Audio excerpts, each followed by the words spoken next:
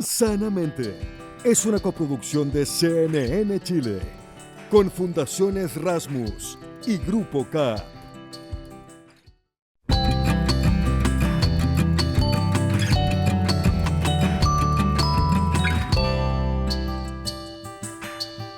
Hola, ¿cómo están? Bienvenidos y bienvenidas a Sanamente. Hoy vamos a hablar con el experto español Joseba Achotegui sobre la salud mental de migrantes, una población a la que habitualmente no miramos como una que sufre mucho y distintos trastornos y problemas de salud mental. También vamos a hablar sobre cómo podemos ayudar para que personas de ese tipo de grupo puedan tener mejor calidad de vida si es que nosotros nos importa acompañar a esas personas que están en un momento tan difícil de su vida migrando de un país a otro. También vamos a hablar con Agustín Ibáñez sobre la salud cerebral. Pocas veces miramos a nuestro órgano, a nuestro cerebro, como algo que tenemos que proteger y cuidar, y de qué manera podemos hacerlo. También vamos a ver cómo el entorno impacta justamente en ese bienestar. Vamos a profundizar sobre las cifras de la última versión del termómetro de salud mental que ya hemos ido siguiendo a través de los distintos capítulos de Sanamente. Hoy empezamos con estos temas y traemos muchas más sorpresas, así que quédense con nosotros. Más personas con la sospecha de presencia de malestar psicológico y un aumento en la brecha de género son algunas de las primeras conclusiones que entrega la última versión del termómetro de salud mental en Chile. Depresión, ansiedad, soledad serían, ya sabemos, los problemas principales y recurrentes que aseguran tener los chilenos y chilenas, pero que ahora lo confirmamos en los datos. Todos los detalles sobre este estudio en la nota de Cristian Soto. Es mucha carga para uno, como mujer, como madre, que uno tiene toda la carga de los hijos, de mandarlos al colegio, es la primera en levantarse, la última en acostarse. La experiencia de Luz se repite y refleja cómo la carga familiar y económica, sumado a la sensación de falta de seguridad, está impactando en la salud mental de las mujeres. Así lo demostró la 7ª edición del Termómetro de Salud Mental de la Universidad Católica y la Asociación Chilena de Seguridad, que además arrojó que un 17,5% de los encuestados, en promedio entre hombres y mujeres, presentan síntomas asociados a una probable presencia o sospecha de problemas de salud mental. Si bien aparecen los indicadores de salud mental, que es el foco del estudio, como muy estable, que uno por eso se estabilizó, es interesante que esa nivelación de, por ejemplo, lo que tiene que ver con sintomatología depresiva, está ocultando realmente que una mejora en el caso de los hombres, una menor prevalencia en los hombres y un aumento en reporte de sintomatología depresiva en las mujeres. Aumentó en mujeres del 17 al 20% y disminuyó en hombres del 11 al 7%. Los grandes problemas relacionados con esta sintomatología depresiva hablan de lo que aumentó, los problemas para el dormir, el sentirse permanentemente cansado y la dificultad para concentrarse. 1 de cada 4 mujeres aseguró tener problemas de salud mental, lo que muestra un aumento al compararlo con la edición anterior del termómetro. Además, 1 de cada 5 encuestadas mostró tener síntomas de depresión. Los estudios internacionales están todos de acuerdo en que las mujeres reportamos más, consultamos más, nos quejamos más, presentamos más, y es complejo, el entramado es complejo, es biológico, es cultural, es sociológico, pero particularmente este cambio probablemente tiene que ver con una exposición desigual a hombres y mujeres a la crisis económica actual. Vemos también de que por las diferencias de género y las barreras que experimentan las mujeres para poder trabajar y obtener una remuneración en el mercado laboral, las mujeres estamos en una situación más precaria en relación al trabajo. Generalmente tendemos a tener empleos que son más inestables, más inseguros, peor remunerados, etc. Y eso nos pone en una posición de vulnerabilidad porque efectivamente eso constituye una barrera. La brecha se mantiene al analizar la búsqueda de apoyo. Mientras casi un 20% de las mujeres encuestadas consultó a un profesional de la salud en los últimos 12 meses, en los hombres solo lo hizo un 5,4%. Había veces en que de no salir de la casa no sabía si era de día, si era de noche, qué hora era, si no veía el reloj, no me daba cuenta qué hora era, entonces igual afectó mis ciclos de sueño, y al afectar mis ciclos de sueño eso igual hizo que me perjudicara después en mis emociones, la verdad. Soy una persona que tiene ansiedad y depresión crónica, entonces como que con la universidad se incrementa eso. también las notas, como que influyen mucho en eso también. Realmente yo creo que no hay ningún lugar, creo que en Santiago o en realidad en Chile, que uno se sienta completamente seguro ahora. Entonces, finalmente ese miedo se relata en que la gente no quiere salir a la calle y no quiere andar en la calle. La sensación de falta de seguridad se ha mantenido como el principal estresor en cuanto a los efectos de salud mental. Además, el informe reveló que grupos con condiciones crónicas presentan problemas de salud mental en mayor prevalencia que el resto de la población. El aumento de la delincuencia es algo que afecta diferenciadamente a hombres y mujeres, porque las mujeres en general, por la posición que ocupamos en la sociedad, somos más vulnerables a sufrir tipos de violencia, acoso, sobre todo en el espacio público, pero muchas veces también en el espacio privado. Ahora, yo creo que cuando nosotros hablamos de seguridad, es importante tematizar la seguridad como un aspecto más amplio que va mucho más allá de la presencia o ausencia de delincuencia. Seguridad tiene también que ver con poder llegar a fin de mes, saber que mis hijos van a tener un colegio seguro y de calidad donde asistir, saber que si mis padres se enferman, yo voy a poder de alguna manera entregarles con el apoyo del Estado el cuidado y atención de salud que necesitan. Personas con problemas de salud física, las personas que están en los hospitales, las personas que padecen de condiciones crónicas, que requieren un tratamiento, son poblaciones vulnerables de alguna manera. Vemos que la relación es como bidireccional. Entonces, las personas con condiciones médicas reportan mayores problemas de salud mental, y las personas con problemas de salud mental también tienen peor salud física. La atención y acompañamiento psicológico y psiquiátrico es clave a la hora de lidiar con problemas de salud mental. 3 de cada 4 personas que se han tratado han mejorado su situación, demostrando la importancia de una atención y contención profesional a tiempo, lo que puede hacer diferencia en la salud mental. Vivimos en tiempos muy desafiantes tanto para el cuerpo como para la mente. El bienestar del cuerpo y el óptimo funcionamiento no solo del cuerpo, sino también de la mente, es fundamental para mantener una vida saludable y sobre todo una sensación de bienestar. Dentro de esta salud, como decimos, está la salud cerebral. Yo creo que nunca hablamos realmente de esto y sin embargo es tan importante, sobre todo ahora que sabemos que vamos a llegar a mucho más viejos. ¿Cómo podemos hacer para que nuestro cerebro se mantenga sano a lo largo del tiempo y sobre todo enfrentado a entornos tan adversos como los que vivimos, ¿no? Para eso estamos hoy día con Agustín Ibáñez, director del Instituto de Salud Cerebral de América Latina, BrainLab, en la Universidad Adolfo Ibáñez. Muchas gracias por estar aquí. Encantado, Paloma. Este es uno de tus 72 títulos, pero para que podamos hablar de la entrevista... Es que pensé que iba a decir uno de los 72 veces que venía acá, pero vine 2 nomás. Pero es que nos caes muy bien. Básicamente estamos muy interesados en lo que va a decirnos tu cerebro y particularmente sobre qué es la salud cerebral. Bien, bueno, la salud cerebral, hace muy poquito la Organización Mundial de la Salud sacó una definición, lo que muestra el impacto a nivel de políticas públicas que está teniendo el tema, ¿no? Y es básicamente... Y la ausencia que ha tenido durante todo el desarrollo de la civilización. Es que es como si ese pedazo de la salud no hubiera existido en el cuerpo, como vos bien decías al principio, ¿no? Bueno, es básicamente la adecuada orquestación afectiva, cognitiva, motora, sensorial que ocurre en el cerebro y su resiliencia. No quiere decir que no tengas ninguna enfermedad, quiere decir la mejor manera de proteger al cerebro. Y es un poco paradójico, digamos, la salud cerebral no depende del cerebro, depende del contexto, del ambiente, de qué haces, de cómo comes, de cómo interaccionás, de a qué te expones, ¿no? Ya, a ver, vamos uno por uno. Dale, perfecto. Bueno, básicamente... ¿Cómo hago para mantenerme sano con lo que hago? Bien, bueno, básicamente hay un movimiento mundial hoy en día para tratar de generar algo que se llama, perdón por el Spanglish, Brain Health Index. Cómo predecimos la salud cerebral y cómo la prevenimos, ¿no?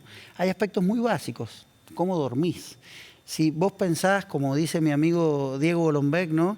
Imagínate que hay un tratamiento que te sirve para protegerte del cáncer, de las enfermedades cardiovasculares, de la depresión, de la ansiedad. Además, te limpia de toxinas el cuerpo. Un tratamiento que existe y se llama sueño. Sueño, claro. El sueño... Y sin embargo, es uno de las costumbres humanas más afectadas por la vida moderna. es que no hemos dormido como dormimos así durante toda la historia de la humanidad. Antes dormíamos de a pedacitos, trabajábamos de noche. Este sueño se ha ido organizando con la vida occidental y hoy con la tecnología, el estrés es uno de los factores que más se afecta y tiene un impacto brutal, brutal. Hoy en día es un predictor Espérate, fuerte. es que lo que acabas de decir me parece fantástico. Si uno pudiera dormir de a pedacitos, ¿sería mejor para el cerebro? Sería difícil que eso decirlo ahora en este contexto, porque tenemos una organización de la vida que básicamente está hecha para que durmamos en un solo segmento. Entonces sería un problema, realmente impactaría en tu salud solo porque estarías desacoplado con el ambiente, digamos. Pero en otros momentos claramente que hemos tenido otros patrones de sueño. Hoy en día nuestro sueño se ha regularizado y básicamente uno tiene 2 grandes ciclos de sueño y es muy importante porque ahí no solo se consolida la memoria, sino que también tu cerebro se limpia de toxinas. Entonces, hoy en día te diría ya nuestro organismo se adaptó a esa estructura de sueño y es importante mantenerla. Protegerla. Ya. ¿Qué otros factores del entorno afectan? Sí, bueno, otros factores fundamentales son tu estado de ánimo, la autorregulación emocional, ¿no es cierto? El ejercicio, si haces o no ejercicio. Ya, pero te deja detenerme en lo anterior. Cuando dices, es clave tener autorregulación emocional. Es decir, nosotros podemos decir que las personas que no aprenden a regularse emocionalmente de niños, adolescentes, terminan teniendo una peor salud cerebral de adultos. Sí, a mí me pasó. Yo tuve muy mala regulación emocional, ¿no? Y básicamente hay 2 cosas. Uno es que es fundamental, hoy en día es mucho más importante que la inteligencia, la abstracción, la memoria. La capacidad de autorregulación emocional te permite responder adaptativamente a contextos estresantes, básicamente. E inciertos, ¿no? Como los que estamos viviendo. Exacto, pero además te protege de tu salud cerebral y cardiovascular. O sea, en la medida que vos autorregulás bien tu sistema cardíaco autonómico, tus vísceras, que se exigen menos en el fondo. Se exigen menos, tienen una respuesta más adaptativa y adecuada a las demandas ambientales. Hay una cosa que se llama alostasis, que es la sobrecarga del estrés, que no solo depende de los estresores ambientales externos, sino de cómo vos respondés a esos estresores. Por eso es que la respiración, el mindfulness, el ejercicio, la música, cualquier cosa que te permite focalizar y bajar tu nivel es fundamental. Justamente en este capítulo estamos viendo el factor, el impacto que puede tener la música, por ejemplo, en aumentar la concentración y no solo en ayudar a regular, ¿no? Pero me parece muy importante la atención que tú pones respecto de cómo nos enseñan de niños a regularnos, porque no nos enseñan de niños a regularnos. Y eso es un ojo que está abriendo mucho el sistema educativo, de cómo en el fondo estamos preparando a los niños con nuevas habilidades para la vida. La diferencia entre quienes saben regularse y quienes no es muy abismal. Es abismal y va a ser mucho más abismal. Justamente el punto que vos marcás de la educación es fundamental. Hoy en día, con la revolución de la inteligencia artificial generativa, ¿no es cierto?, vamos a dejar de hacer una innumerable cantidad de cosas que estaban en nuestro currículum educativo. Lo que no vamos a dejar de hacer es aprender a pensar analíticamente, desarrollar pensamiento crítico y desarrollar autorregulación, ¿no? Autorregulación emocional, corporal, respiratoria, para que te enseñe no solo a regular tus emociones, a responder al estrés, a saber responder a las demandas ambientales. Es fundamental, creo que hay mucha conciencia de ello, creo que no va a ser fácil de implementar, ¿no? Es muy interesante, a mí me parece muy conmovedor cuando tú, que eres como un hombre súper inteligente, neurocientífico, dice, yo no sabía regularme y lo aprendí a hacer tarde. Lo aprendiste a hacer tarde y fue posible. Lo digo porque hay mucha gente que nos ve y que ya está empezando a sentir la necesidad de integrar esta herramienta a su vida. Sí.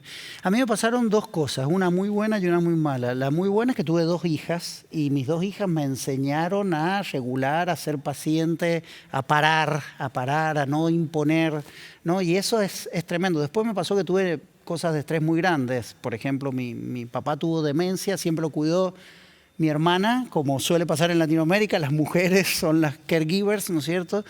Y mi papá tuvo una demencia súper conductual, con paranoia.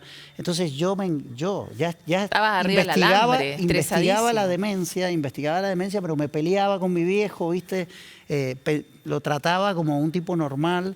Entonces me fui al carajo, mucha demanda de estrés de trabajo. Entonces cometí me choqué contra la pared y bueno, y ahí uno aprende. Yo aprendí a a respirar, básicamente, hacer mindfulness, hacer respiración, ¿no es cierto? Hacer ejercicio. Y te salva la vida. Yo no puedo vivir sin ello, lo hago todos los días de mi vida y te cambia la forma en la que te expones al mundo, ¿viste?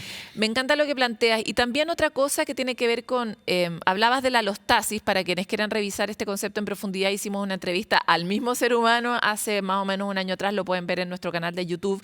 Interesantísima, pero que es esta cosa que nos pasa a muchos, de estar sometidos permanentemente a una cantidad de estrés todo el rato. ¿Qué haces tú o qué se recomienda desde la ciencia cuando uno se da cuenta que viene, por ejemplo, de 10 días satánicos? Los periodistas, por ejemplo, salimos hace poco del periodo de elecciones, que para nosotros es terrible y son días y días y días de mucho estrés. Cuando uno sabe que vivió un shock de estrés, ¿qué tiene que hacer para cuidar su salud? Claro, bueno, hay varias cosas. Lo primero es prepararse para los periodos de estrés. O sea, ¿cómo?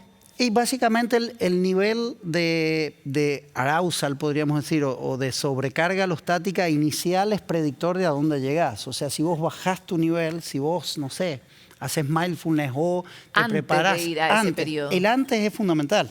Porque si ya empezás muy arriba, terminás muy arriba, digamos. Entonces, además hay que acordarse siempre, la alostasis o la respuesta sostenida al estrés no solo depende de la demanda ambiental, depende internamente. Y una persona que le tiene fobia, no sé, a un objeto cuadrado, que no tiene ningún peligro el objeto otro, es toda su reacción interna. Entonces, el primero, el bajar, ¿no? El segundo es, después, romper con los ciclos. La alostasis lo que genera es como una especie de un switch, una especie de otra forma de percibir el mundo. Claro, y uno se acelera mucho, está muy arriba de la pelota. Cortar eso, no hay una receta universal. El cómo cortás, eso es bien personalizado, depende de cada uno, pero cada uno tiene que aprender a encontrar cómo cortar esa, digamos, sobrereactividad, ¿no? Ahora, avancemos sobre el sector, elementos de entorno tal vez más grandes, tal vez en los diseños de las mismas ciudades. ¿Ha encontrado la neurociencia también algunas conversaciones en ese sentido sobre cómo se diseñan los espacios, sobre qué debiera estar mirando el ministro de las públicas de un país cuando diseña un país en cada una de las tareas? Bueno, esto es fundamental, ¿no? Hay un área de las neurociencias que se le llama neurourbanismo, pero la verdad que el fenómeno del impacto de la salud en las ciudades es tremendo. Sabemos, hoy en día en las ciudades la gente enferma más, tiene mucho más enfermedades psiquiátricas, ¿no es cierto? Y eso no es por nada. Tiene más compromiso cardiometabólico en general, en Chile eso es un problema mayor además. No solo no es por nada, sino que hay mucho por hacer. Por ejemplo, los espacios verdes. O dónde vivís. Hoy tu zip code, digamos que como que en Chile no funciona, digamos, ¿cómo se dice? Tu código postal, predice bastante más que tu código genético en general de tu salud. ¿Viste? ¿Dónde vivís? ¿Cómo vivís? ¿Cuándo te movés? ¿Tenés acceso a espacios verdes? ¿No tenés acceso a espacios verdes? ¿Te movés en transporte súper estresado, donde la gente está súper alterada, te pueden robar, te pueden alterar, digamos? Todo eso impacta tremendamente después el diseño de los espacios de trabajos. Hay una enorme cantidad de cosas para hacer las ciudades más friendly respecto a la salud y la salud general, ¿no? Y ahí, pensando también en los factores de entorno, vivimos ahora con una pata todo el día en el mundo digital. ¿Qué factores podrían ayudarnos a prevenir o a cuidar nuestra salud cerebral en la manera en que nos relacionamos con nuestros celulares, con nuestros computadores? Claro, bueno, hay dos factores. Uno es la intensidad, claramente, ¿no? ¿Cuántas veces? ¿Cuántas veces? ¿Cuándo? Una cosa que estamos descubriendo es los patrones de sueño con la social media. Podemos saber cuándo la gente duerme o no duerme por cómo está enganchada en la social media y podés ver la disrupción del sueño que está existiendo a nivel mundial, ¿viste? Es tremendo. Entonces, el cuándo, la intensidad, el poner... Y tomar el celular cuando te despiertas en la mitad de la noche es probablemente lo peor que puedes hacer. Claro, bueno, a mí me pasa, a todos nos pasa, ¿no? Hay que dejarlo lejos, hay que generar hábitos para ello. O sea, hay que realmente desarrollar una postura activa. Nosotros, imagínate los jóvenes que viven a través de la social media. Entonces, eso es un factor, ¿no? La intensidad. El otro factor es cómo usar la social media para ser una persona activa, para generar, para mostrar lo que haces, para conectar, para generar sentido de comunidad y no para, digamos, simplemente mostrar una forma de vida que no es la que tenés, ¿entendés? O simplemente, peor, ser un observador pasivo, ¿viste? Este es el peor de los problemas, porque no hace bien a la salud mental el estar, ¿no es cierto?, pasivamente observando te llena de frustración, te aumenta la depresión, te desregula tus ritmos respiratorios. O sea, idealmente nosotros deberíamos usar las redes para conectarnos con otros. Exactamente. Para programar o encontrar nuevas ideas de cosas que hacer. Exactamente. Y tal vez tu micro recompensa, pensando en cómo funciona el sistema de recompensa en el cerebro, podría ser tu foto en el parque, ¿no? Pero toda la otra vuelta. Pero que te lleva a ese lugar que estuviste ahí, que te conecta con las personas reales que estuviste ahí, o que te permite transmitir un mensaje que tuviste, que vos experienciaste para muchas más personas, ¿no? Es una pregunta básica que nos hacemos todo hoy en día con la explosión de las tecnologías en general, ¿viste? Y la respuesta es más o menos simple. O sea, en la medida que las tecnologías te vuelvan pasivo, te impidan expandirte en el mundo, porque la tecnología lo que hace es expandir nuestra mente, expandirla, ¿no es cierto?, espacial, temporalmente. En la medida que nos vuelva entes pasivos, ahí es cuando básicamente todo lo que sabemos que el cerebro, el cuerpo son órganos activos que se desarrollan a través de la acción, ¿no es cierto? Ahí es cuando vamos a tener un efecto negativo de las tecnologías. Es una excelente sugerencia. Agustín, otra vez se nos acabó el tiempo, pero seguro te queremos tener en otro capítulo de Sanamente. Cuando quieran, encantado, un placer. Muchas gracias.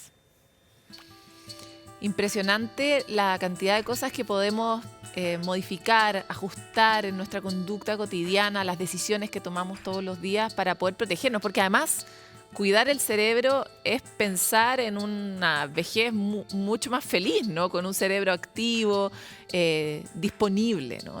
Tiene que ver con eso y con un presente también mucho más satisfactorio. Vamos a una pausa y volvemos con más.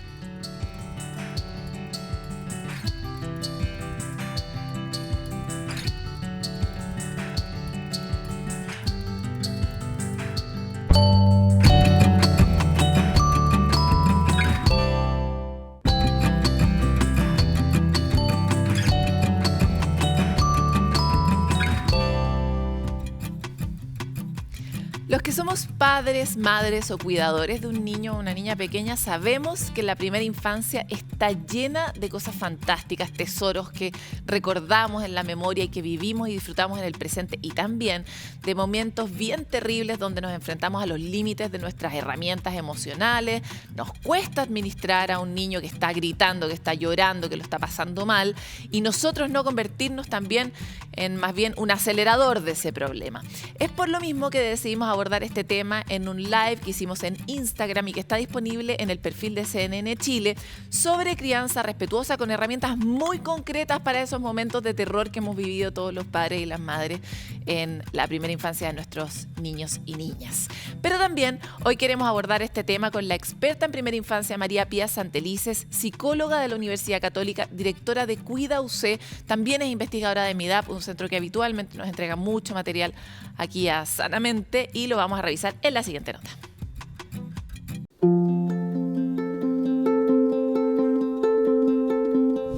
Una crianza respetuosa se refiere a acompañar a un niño o niña en su proceso de desarrollo, potenciando al máximo todas sus capacidades. Lo primero es respetar los derechos de los niños y niñas, ¿cierto? Derecho a ser escuchado, derecho a jugar, a participar, a que se tomen en cuenta sus deseos, sus puntos de vista. Entonces es una crianza que está centrada en las necesidades de los niños y niñas. En general, los padres, madres que han tenido experiencias adversas tempranas, es decir, que han vivido situaciones ya sea de maltrato, abuso, negligencia en su propia infancia, tienden a repetir esos patrones. Ahora, eso en la medida que no haya habido un proceso de reflexión o de conexión, digamos, con la propia infancia. Un aspecto muy importante para fomentar los buenos tratos de la infancia es la crianza compartida. Y cuando están los padres, digamos, madre y padre, criando un hijo o hija, es fundamental la coparentalidad. Es decir, ponerse de acuerdo en el estilo de crianza, porque de esa manera, conversado, se puede llegar a un estilo de crianza mucho más centrado en las necesidades de los niños y niñas y menos centrado en repetir los patrones de cada uno. No hay una manera, en este estilo de crianza no hay una manera única y correcta, digamos, de criar. En realidad hay ciertos principios básicos. También hay señales que ellos nos entregan de que algo no está bien.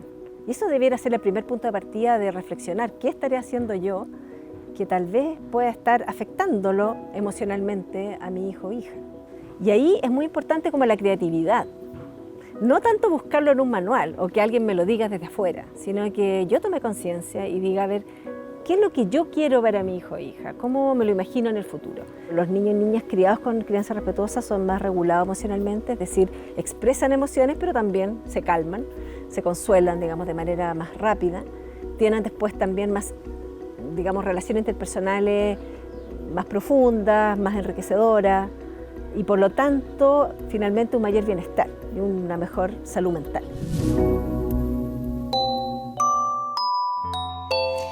Llega nuestro punto de encuentro donde compartimos aquellas cosas en las que nos parecemos a los otros humanos, las comunidades, las iniciativas, etcétera, cualquier cosa que nos haga sentir mucho mejor.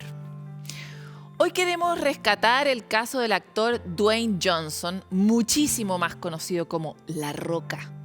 Él relató justamente en un podcast que tuvo depresión en distintas oportunidades de su vida y en una de ellas fue cuando tuvo una lesión en el hombro que terminó con su carrera en el fútbol americano universitario.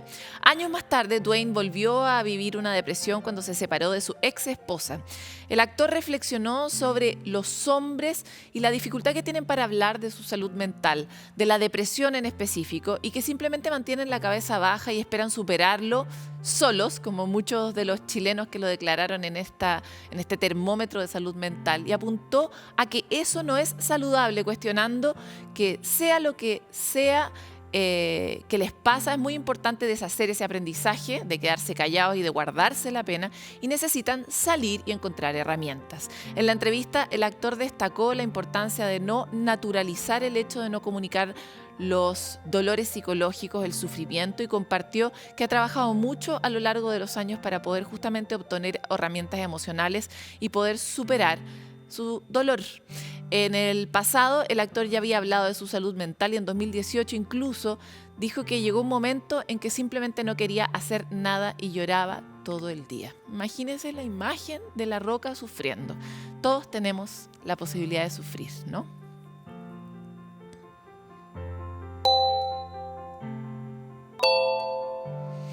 El trabajo de la comunidad es sin duda necesario para poder lograr el bienestar colectivo, ya lo sabemos y lo resabemos, lo hemos dicho y redicho. Y en el ámbito público es justamente que el gobierno presentó la estrategia de reactivación de salud mental que busca la promoción, prevención y atención focalizada y oportuna para las comunidades. También se profundizará el trabajo en la prevención de conductas suicidas, en aumentar la seguridad laboral y en la cobertura del programa Habilidades para la Vida, que son centrales para el futuro. Ya lo presentamos aquí en Sanamente en una entrevista previa, si es que ustedes lo quieren revisar.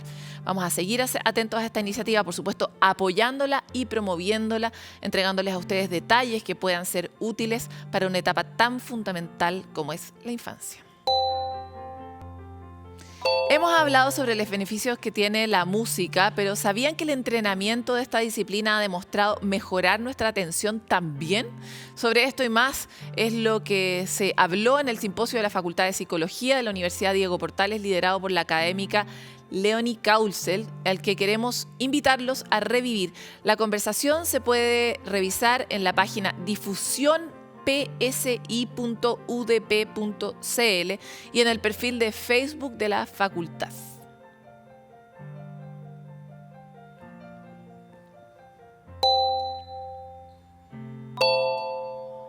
Nosotros nos vamos a la calle a escucharlos a ustedes, que es sin duda lo que más nos interesa.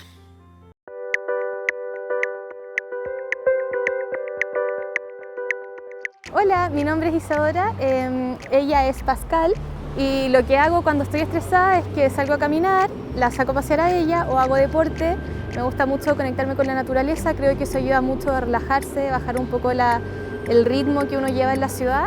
Y trato de ir a un parque o ir a algún santuario, cualquier cosa que sea natural.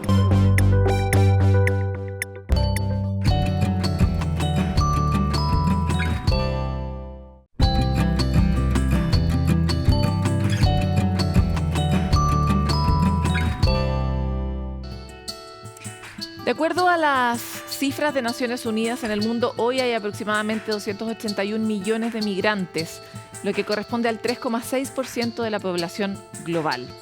Hoy en Chile sabemos, estamos pasando por un momento que llamamos la crisis migratoria, pero en realidad no hacemos más que suscribir a un fenómeno que está ocurriendo en todo el mundo y que captura las conversaciones de la opinión pública, levanta muchas críticas, cuesta mucho administrar emocionalmente dentro de la sociedad, pero nos hemos preguntado realmente qué implica y qué significa ser migrante, cómo impacta este proceso en la salud mental de las personas que están migrando, cómo lejos de enfrentar un nuevo país y tener nuevos desafíos y ser aceptados, además tienen que lograr mantenerse sanos y equilibrados. Parece una tarea enorme y ha sido el foco del psiquiatra especialista en psicoterapia, salud mental y migración, Joseba Achotegui, que hoy nos acompaña aquí en Sanamente para hablar sobre este tema tan importante. Joseba, muchas gracias por estar aquí.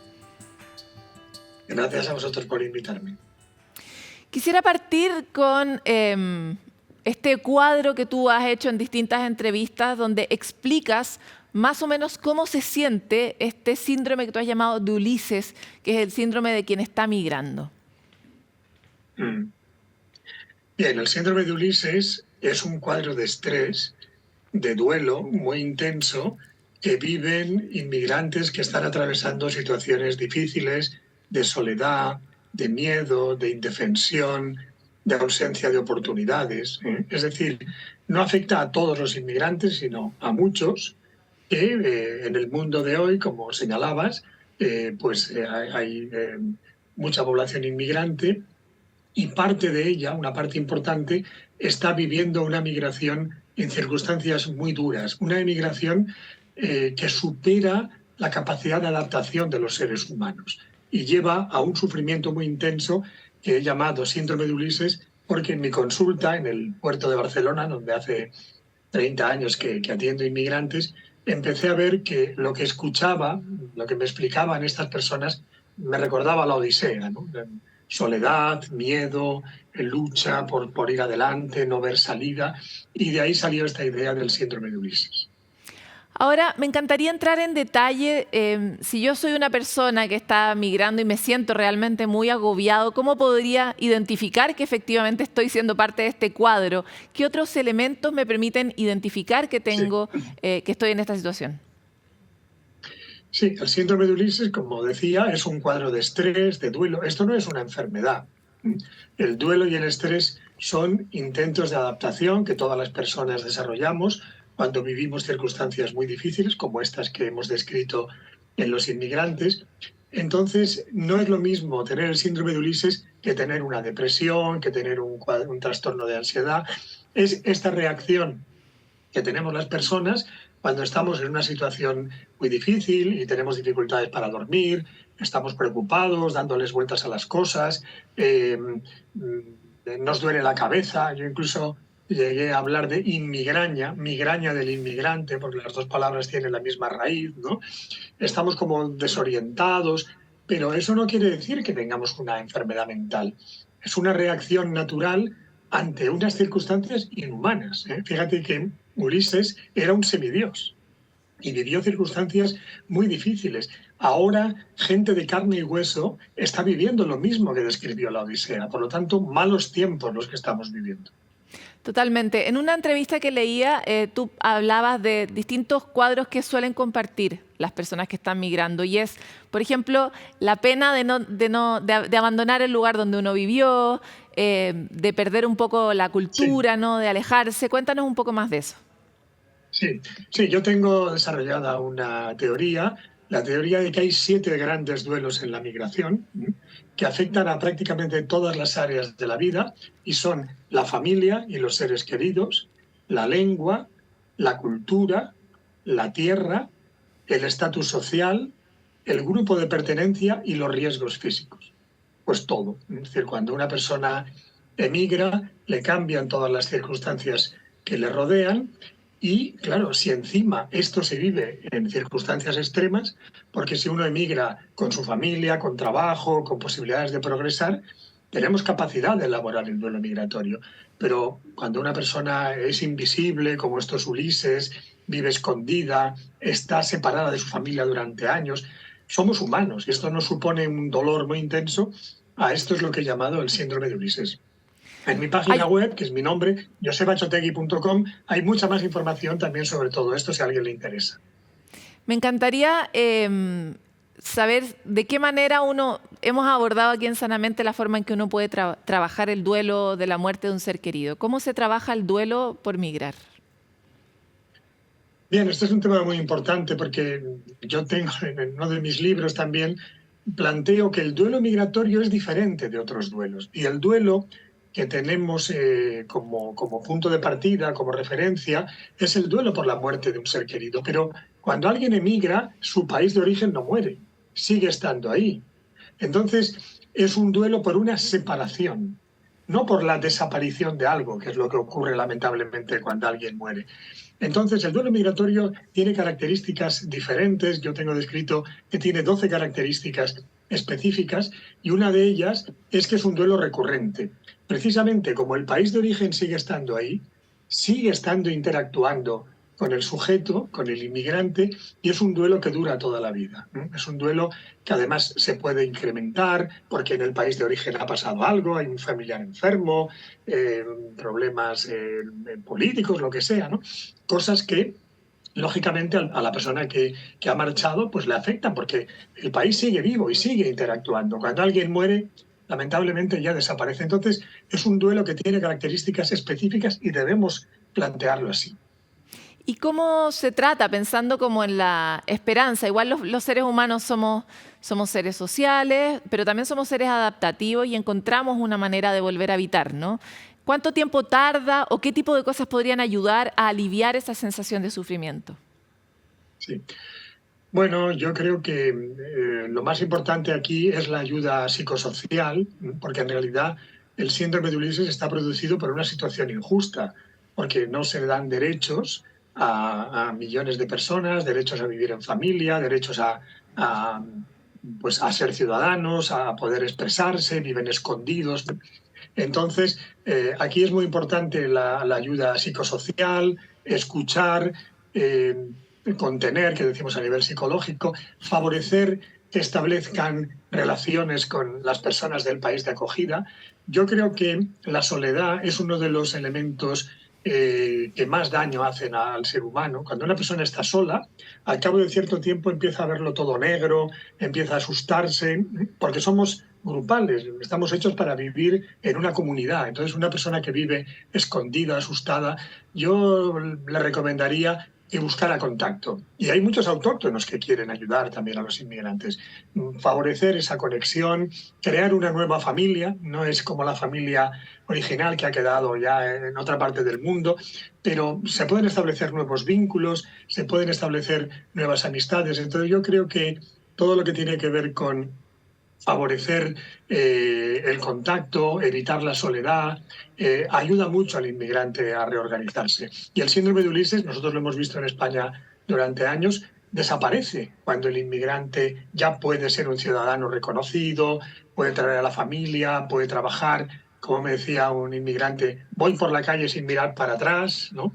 Entonces desaparece porque es un cuadro reactivo, no es ninguna enfermedad, no necesita pastillas, necesita apoyo, contención y también, pues claro, que las circunstancias de la migración no sean tan dramáticas, ¿no? Estamos viviendo unos tiempos muy difíciles. Ulises finalmente pudo reencontrarse con su familia. Esperemos que los inmigrantes del mundo de hoy también puedan cumplir sus sueños, ¿no? Ahí me encantaría aprovechar tu experiencia tan larga durante tanto tiempo escuchando estas historias para hablarle a quienes estamos aquí, quienes no estamos migrando. Me imagino que te deben llamar mucho porque una de las sensaciones que ha ido creciendo en el mundo es este rechazo a las migraciones y se empiezan a sentir como invasores, como enemigos de alguna manera, o se narran de esa manera por ciertos grupos de la población. Y por lo mismo me encantaría, como en tu experiencia, ¿qué le dirías a todas estas personas que estamos en un lugar y que estamos viendo cómo vienen estas olas migratorias aquí y en el resto del mundo, para que nosotros seamos también parte de los que ayuden a resolver este dolor tan grande que están viviendo estas personas? Sí. Bueno, yo en primer lugar me basaría en un dato que has dado hace un momento. Estamos hablando del 3% de la población mundial, que ha bajado. Los últimos datos indican que ha bajado al 2,3%. porque hay una de barreras tremendas en todo el mundo. El propio Mediterráneo era un mar de cultura, de contacto, ahora es una barrera, es un foso. Es decir, estamos hablando en torno al 2%, 2 y pico por ciento de la población mundial. ¿Esto es una invasión? ¿El 2%? Yo creo que hay una exageración de las cifras, ¿no? Que hay una, digamos, hipérbole con todo esto, porque tampoco es tan sorprendente que el 2% de toda la población de un planeta se mueve. Más bien sería preocupante que nadie se moviera casi, ¿no? Porque es que el 2 no es mucho, ¿no? Entonces yo creo que hay muchos fantasmas con esto, hay mucha utilización.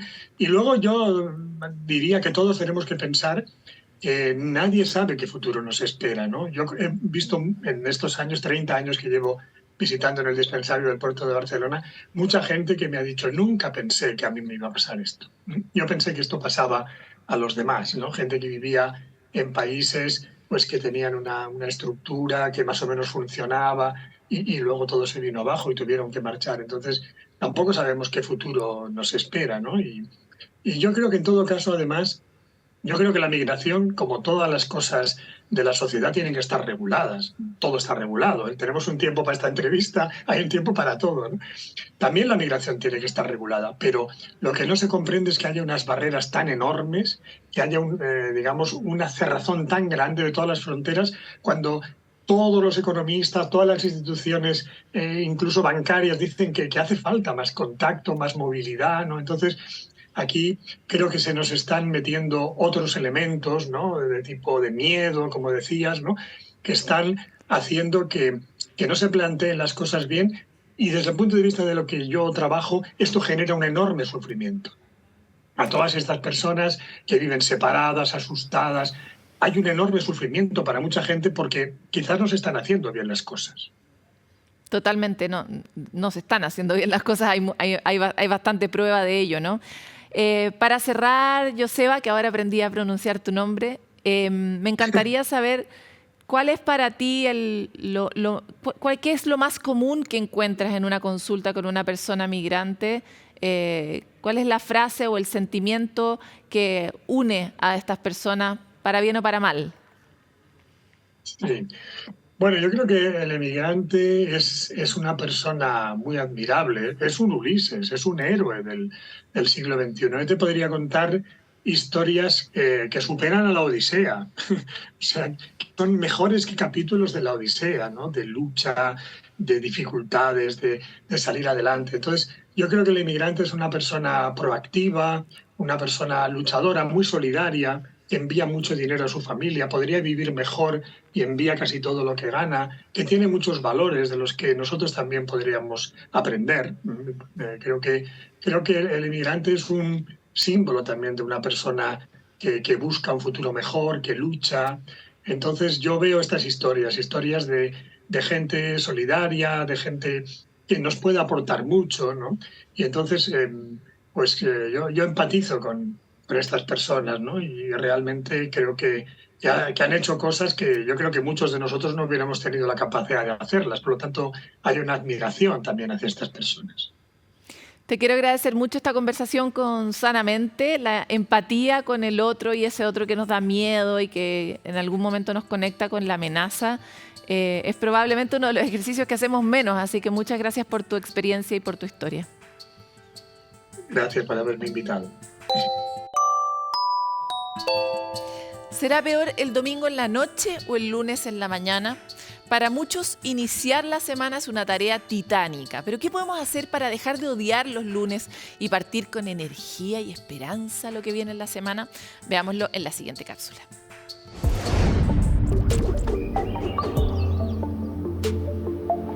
Es lunes y tu cuerpo lo sabe. Es el sinónimo de vuelta a la rutina. Toca volver a soportar 5 días completos de despertarse temprano, el tráfico, tareas pendientes hasta que llegue el fin de semana. ¿Qué dirías si te contamos que expertos ya han investigado respecto a cuáles serían las claves para reprogramar tu cerebro? Una de las claves es introducir rutinas que duren toda la semana, desde ver tu serie preferida hasta ir al gimnasio. Lo importante es que sean a la misma hora todos los días. Además, expertos recomiendan comenzar la semana con ejercicios de relajación, lo que te permitirá activar la corteza prefrontal de tu cerebro y así disminuir los niveles de cortisol, la hormona relacionada con el estrés. Otro camino es cuidar la higiene del sueño. Claro, dormir hasta tarde es uno de los mayores placeres del fin de semana, pero hacerlo puede alterar tu reloj biológico, lo que significa que el domingo te costará más dormir y el lunes despertarás más cansado y enojado. Pequeños pasos que te ayudarán a pensar la semana de manera diferente. Bueno, y antes de irnos, como siempre, cuando termina Sanamente, los dejamos recomendados, en este caso con la información del Fono Familia, servicio telefónico gratuito y confidencial de Carabineros de Chile. Es una instancia que permite entregar apoyo preventivo y de orientación a quienes son o podrían ser víctimas de violencia intrafamiliar. Quienes necesiten esta ayuda pueden llamar al 149 y siempre compartir este dato con alguien que uno tenga cerca, con una sospecha, es importante porque pueden prevenir tragedias mucho mayores. Ya sabemos que la violencia intrafamiliar es un fenómeno muy frecuente en nuestro país y que afecta a muchas familias, a niños, niñas, a mujeres mucho y también a hombres. Por lo mismo, si usted es testigo de esto, por un lado, ayude a esa persona a encontrar una salida. Nosotros nos vemos en otro capítulo de Sanamente.